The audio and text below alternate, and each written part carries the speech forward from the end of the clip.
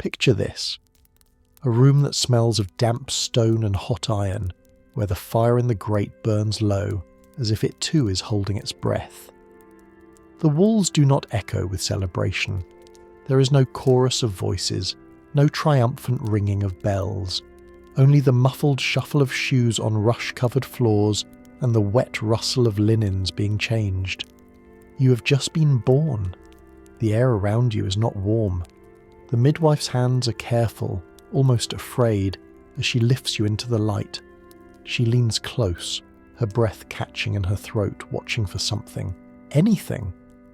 But your mouth opens and closes without sound.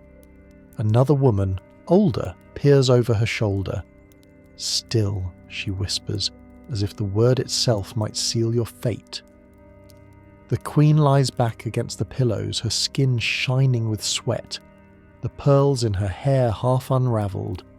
She reaches out for you, but the midwife hesitates before placing you in her arms. The queen smiles just faintly when she feels your warmth against her. But the room has already shifted. The attendants are not looking at you with wonder. They're exchanging glances, lips moving without voice, as though the silence coming from your tiny mouth has stolen theirs as well. At the far end of the chamber, the heavy door opens. Boots strike the floor in a slow, deliberate rhythm. The king enters, broad-shouldered, his cloak dragging the scent of winter air with it. His eyes go to you, then to the midwife. "Well?" he asks. The answer is not in the words spoken to him, but in the way the midwife lowers her gaze. Before we go further into Thalen's life, the life you were meant to rule but could barely survive, make sure you're part of our circle. Subscribe now so you never miss these untold histories. And tell me in the comments, should the crown have passed to someone born in silence, or was the king right to fear it?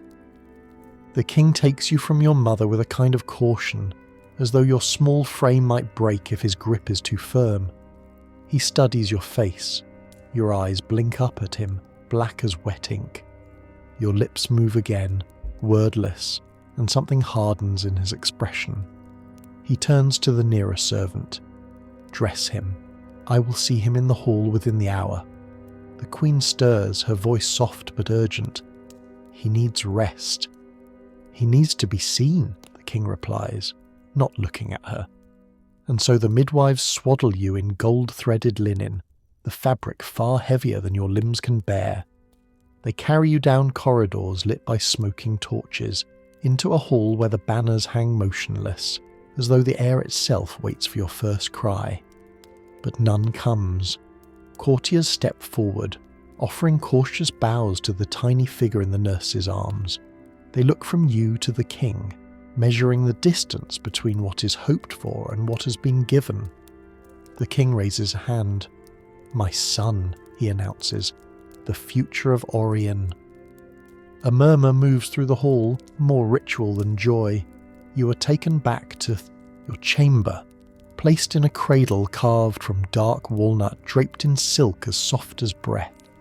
The queen sits beside it, her hand resting on your chest to feel the rise and fall, the proof of life. In the silence, the gold fabric gleams.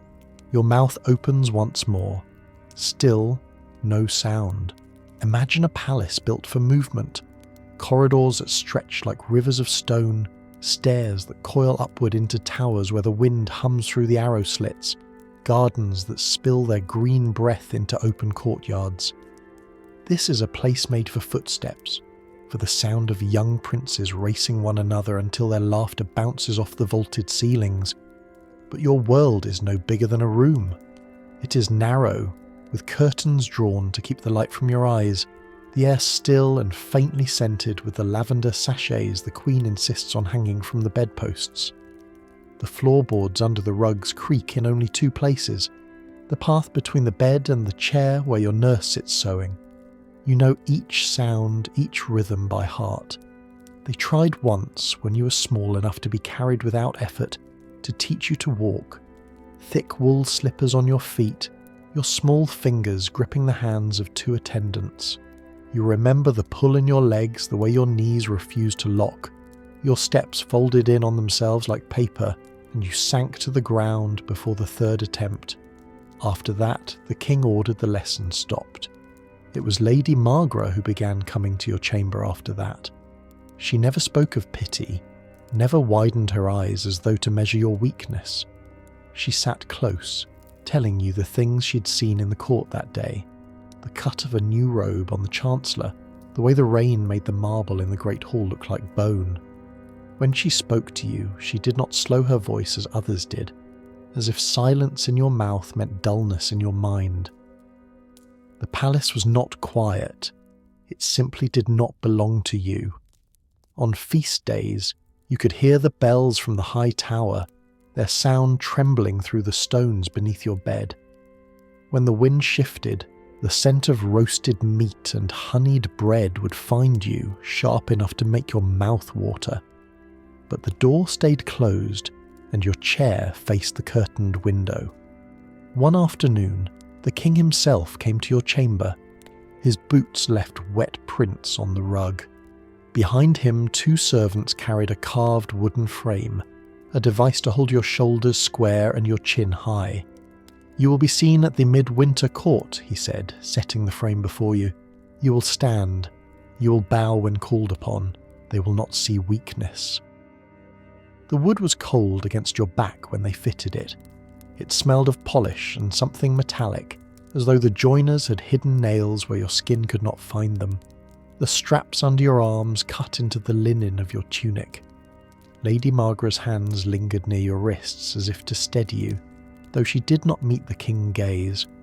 From your chamber you could hear the distant rhythm of footsteps, pages running errands, guards changing posts, courtiers crossing the hall in silken haste. Each one passed without pausing at your door. The palace went on moving, and you stayed still. Picture the chapel at dawn, its air cold enough to turn your breath into smoke, the scent of old incense still clinging to the stones. Light seeps in through narrow stained glass windows, casting fractured colours across the floor. You're carried here before the first bell, your head lolling against the nurse's shoulder, your body still heavy with sleep.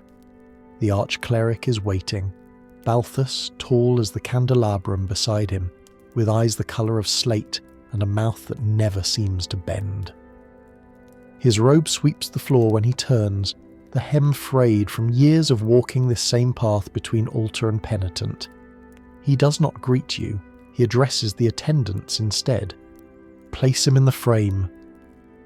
The frame is not the one from your chamber. This one is iron, its cold edge biting through the thin linen of your tunic.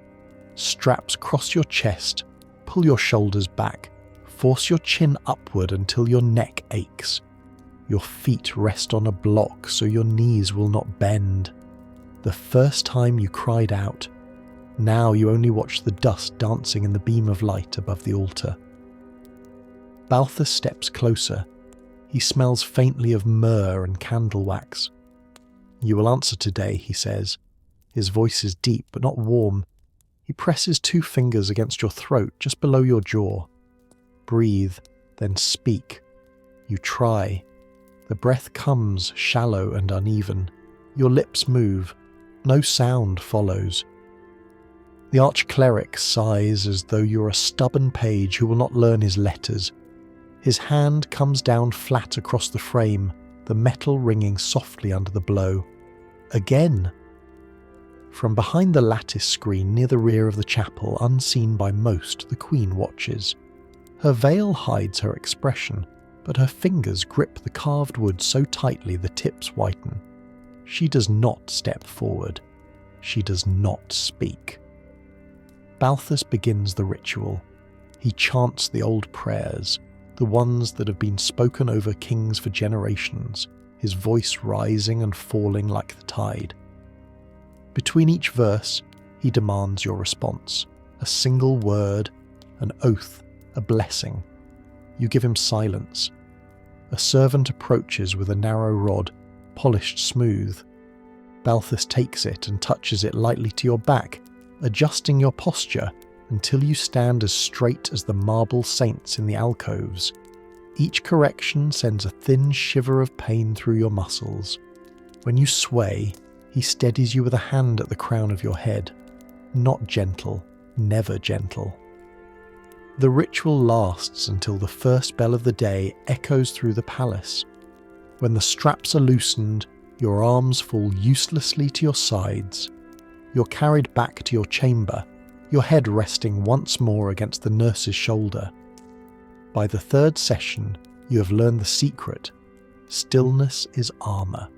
If you do not flinch, if you let your eyes settle on the flickering light of the candles, they believe you are listening. They believe the silence is devotion, not defeat. In the dark hours before dawn, when the corridor is quiet, you practice the posture in your bed, not to please them, not to learn their prayers, but to make them stop looking for what they will never find. The day Prince Uldren returned, the palace seemed to stand taller. Servants hurried faster, courtiers smoothed their sleeves more often, and the great bronze doors to the hall were polished until they caught the winter light like fire. He entered with the noise of a man who'd been too long away, boots striking hard against the marble, laughter rolling ahead of him like a drumbeat. He was everything you were not. Broad-shouldered from military drills, skin browned by foreign sun, hair tied back with a crimson ribbon that matched the sash across his chest. He clasped hands, clapped shoulders, embraced even those who had whispered against him in his absence. The court leaned toward him, hungry for his noise. When his gaze found you, silent, still, seated at the far end of the chamber, his smile shifted. Not cruel yet, just curious, like a hunter catching sight of a wounded animal. At first, his remarks were framed as jokes. He would stand beside you in the gallery during the king's audiences, narrating the proceedings in a whisper only half hidden from others. "Nod if you agree," he would say. "Ah, but nodding's too much, isn't it?" Courtiers learned to watch for these moments, their lips pressed tight to keep from laughing. The whispers began almost at once. Replacing you was not spoken of in formal council, but in the alcoves between the hall and the Queen's chambers, in the shadow of the great staircase. "The realm needs a voice," someone would murmur. "A spine." Others nodded. Then came the banquet. It was held in your father's honour, though Uldren might as well have been the guest of the night.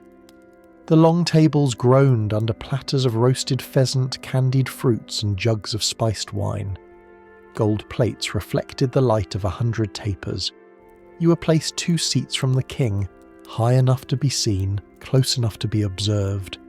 The goblet before you was silver, its stem engraved with the royal crest. Your hand, thin and slow to obey, wrapped around it. You lifted it inches from the table, then your fingers trembled. Red wine lapped over the rim, splashing dark across your sleeve. Silence fell at your end of the table. Not the silence you knew, the one that was part of you, but a sharp, waiting quiet. Uldren's voice broke it. "Careful, brother. The cup's not the enemy." A few chuckles quickly smothered. The Queen's hand found your shoulder, light, steady, unmoving. She didn't look at you, but her grip was warm through the fabric of your tunic, an anchor in the churning air. Her touch said what she could not voice. "You are here. You are mine." Uldren saw it, and something in his smile hardened. He filled his own goblet, lifted it high, and drained it in one long swallow. The hall applauded. He bowed low to the king, then glanced at you with eyes that had learned, in that moment, how to turn amusement into ambition. By the time the musicians struck the first note, the air in the hall had shifted. The laughter was louder, the toasts longer, but all of it seemed to circle around you, measuring how far you could fall without moving at all. They dressed you before dawn, in layers meant for a man twice your size. The underrobe was stiff with embroidery, the silk thread scratching your skin. Over it came the velvet mantle, deep blue and edged in fox fur so heavy it pulled at your shoulders. The final piece was the gold chain of office, each link thick as a finger. When they set it around your neck, you swayed forward. 2 attendants moved quickly, each slipping an arm beneath the folds of your robe, hidden from the eyes of the court.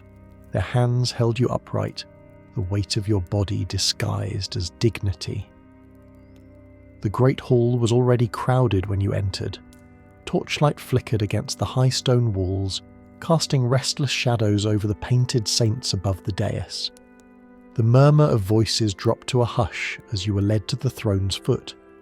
This was the ceremony of shadows, a winter rite as old as the crown itself, intended to show the realm that its heir was strong, visible, unshakable.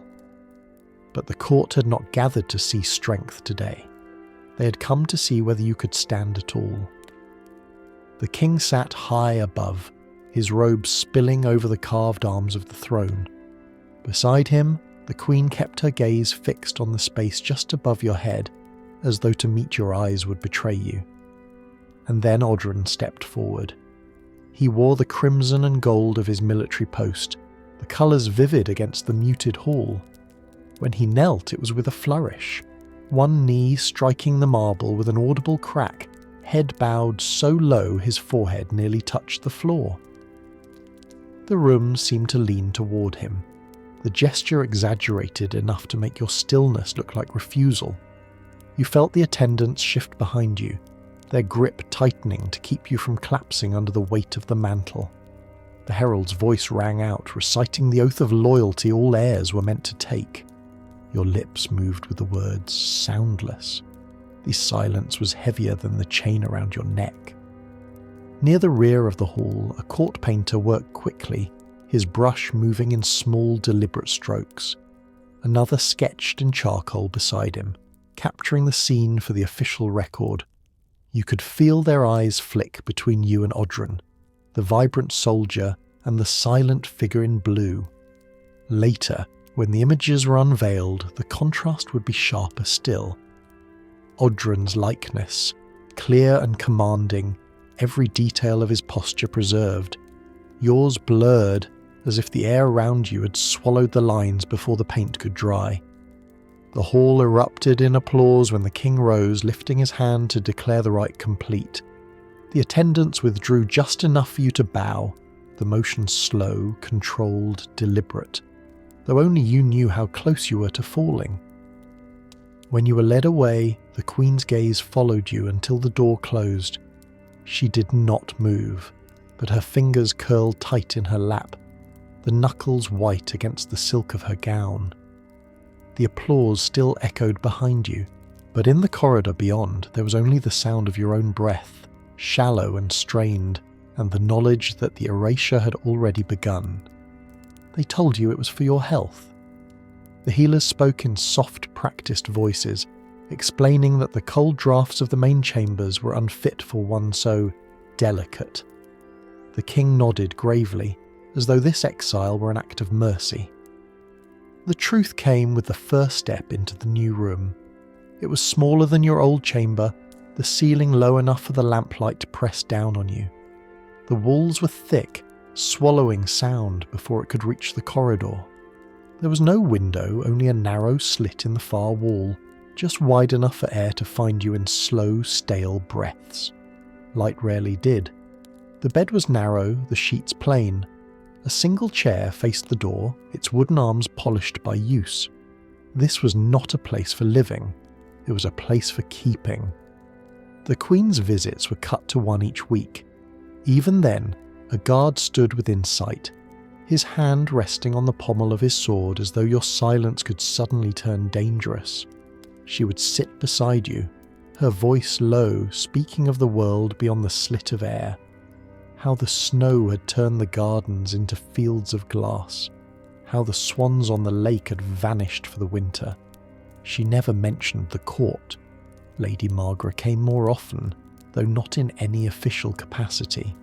She carried your meals on a polished silver tray, her eyes rarely meeting yours in the presence of others. But when she placed the food before you, Her fingers would linger against the edge of the plate, tapping a pattern into the wood. Short, long, short. Over days you learned to read them. Words reduced to code. Hold fast. She is trying. I will come again. Your world became the rhythm of footsteps in the corridor. Some were quick and light. Margra's, bringing a tray or clearing it away. Others were slow and heavy, the guards making their rounds. Once, in the dead of night, you heard a pair stop outside your door. One voice murmured, "He'll be gone by spring." The other answered nothing, only shifted his weight until the floor creaked. You learned the pattern of the days. When the steps passed without pause, you could unclench your fists. When they slowed, you braced for the latch to turn. Sometimes it was only another tray. Sometimes it was Balthus, the arch-cleric, arriving to tend your soul with the same sharp hands he had once used to force your chin upward. The air in the room was always the same, neither fresh nor foul, just unmoving. You would lie in bed, counting your own breaths, imagining what the sun might be doing beyond the stone. You tried once to press your eye to the slit, but the view was only a thin slice of wall from the outer courtyard.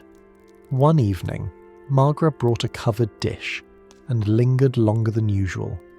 When she lifted the lid, you saw a folded scrap of parchment tucked beneath the bread. Her fingers brushed yours as she slid it to you.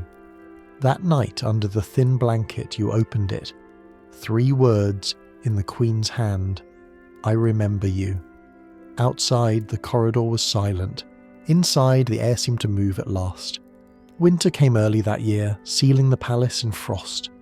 The cold crept through the walls of your windowless chamber, settling into your bones until even the weight of a blanket felt like stone. Breath misted in the air above your bed, fading before it reached the ceiling. Margra brought broth, but your hands were too weak to hold the cup.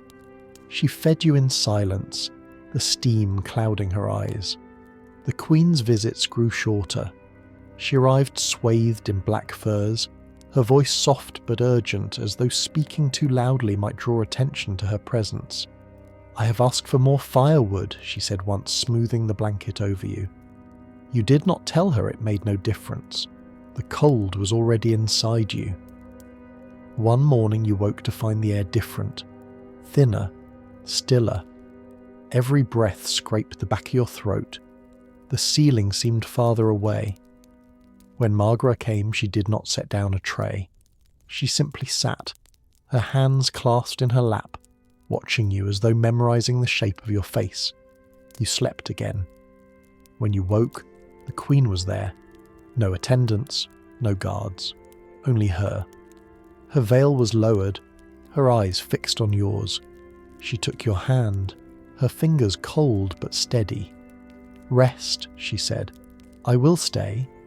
You tried to answer, but the breath caught before it became sound. She leaned closer, pressing her forehead to yours. For a moment, the frost and the silence felt the same. By nightfall, the palace had moved on. No bell tolled, no proclamation was read from the hall. The king summoned the council before the dawn and declared Uldren sole heir. The meeting ended before you were even buried. Your coffin was narrow, the wood dark and unpolished. They carried it to the chapel in the grey light of early morning. Only the Queen, Margra, and the arch-cleric followed. The Queen's veil hid her face, but when she stepped forward, her hand trembled as she laid a single pearl on the lid. The sound of it rolling against the wood was louder than any prayer. After the service, while the guards moved the coffin to the vault, Margra lingered near the side wall of the chapel. From beneath her sleeve she drew a folded sheet of parchment. She knelt, pressing it into a narrow gap between 2 stones, her fingers quick and certain. A record, a name, a life she refused to let vanish. No one saw her.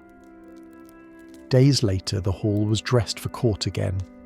Uldren sat at the king's right hand, his voice filling the space you had once been meant to hold. The throne beside the king remained empty. a ceremonial gap meant to honour the heir's future claim. Light from the high windows spilled across it, bright and cold, a throne bathed in a day you never saw.